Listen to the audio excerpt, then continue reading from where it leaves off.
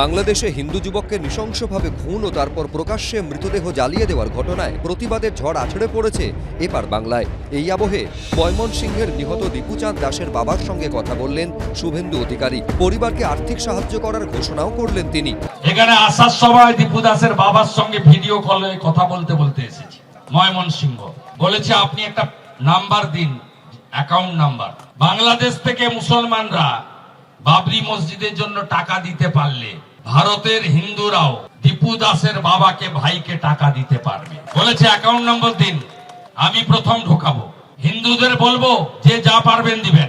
সস্তা ফুটেজ খাওয়ার জন্য এসব নাটক করছেন, রাজনীতি করছেন, যেন মনে হচ্ছে ওনার দেওয়া টাকা দিয়েই বোধহয় গোটা বাংলাদেশের সংখ্যালঘু সম্প্রদায়ের উন্নতি হয়ে যাবে। এদিনই উত্তরপ্রদেশ বিধানসভায় বক্তব্য রাখতে গিয়ে বাংলাদেশের হিন্দুদের ওপর নির্যাতনের ঘটনায় সুর চড়ান মুখ্যমন্ত্রী যোগী আদিত্যনাথ।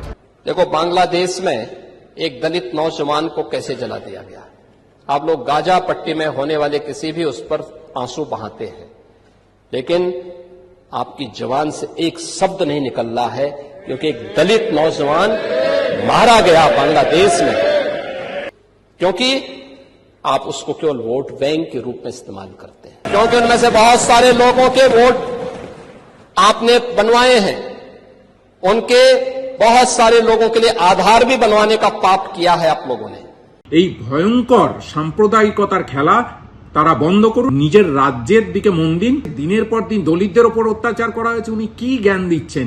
বাংলাদেশে হিন্দুদের ওপর নির্যাতনের ঘটনায় প্রতিবাদ জানিয়েছে অল ইন্ডিয়া ইমাম সোশ্যাল ওয়েলফেয়ার অর্গানাইজেশনও। বাংলাদেশে যা পরিস্থিতি এবং যেভাবে সংখ্যালঘুদের প্রতি অত্যাচার হচ্ছে, ধর্মকে সম্মুখে রেখে যেভাবে তারা মৃত্যু লাশকে কেন্দ্র করে যে একটা উত্তেজনা তৈরি হয়েছে, এটা আমরা তীব্র নিন্দা এবং ধিক্কার জানাচ্ছি।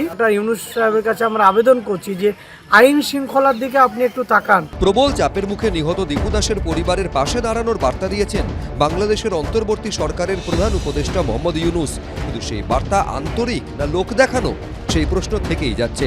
শিবাশিস মৌলিক, অর্ণব মুখোপাধ্যায়, বিজেন্দ্র সিংহ, এবিপি আনন্দ।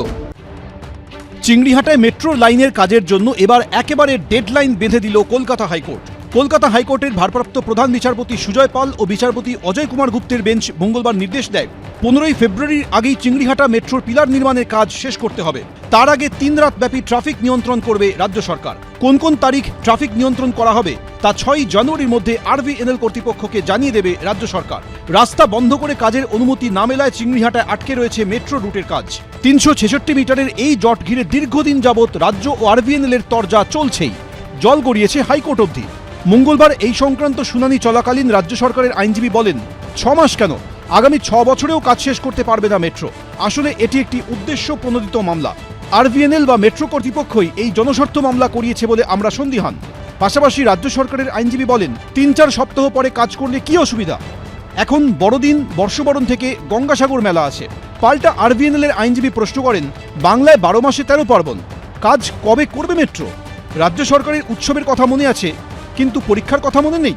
এরপর ভারপ্রাপ্ত প্রধান বিচারপতি সুজয় পাল মন্তব্য করেন, ভারতবর্ষে সবসময়ই কোনো না কোনো উৎসব থাকবে, কিন্তু তার মধ্যেই কাজ শেষ করতে হবে। তিনি আরও বলেন, এই মামলা ব্যক্তি স্বার্থে করা নয়, কাজ দ্রুত শেষ হলে তাতে মানুষেরই সুবিধা হবে। প্রকল্প শেষ করতে যত দেরি ততই চাপ পড়বে সরকারি কোষাগারে এবং সাধারণ মানুষের ওপর। এর আগে আদালতের নির্দেশ মতো 17 তারিখ বৈঠক হলেও সেখানে জট কাটেনি। এবার হাইকোর্টের ডেডলাইনে কি কাজ হবে সেটাই দেখার। সৌভিক মজুমদার, এবিপি আনন্দ, কলকাতা। এবিপি আনন্দ, এগিয়ে থাকে, এগিয়ে রাখে।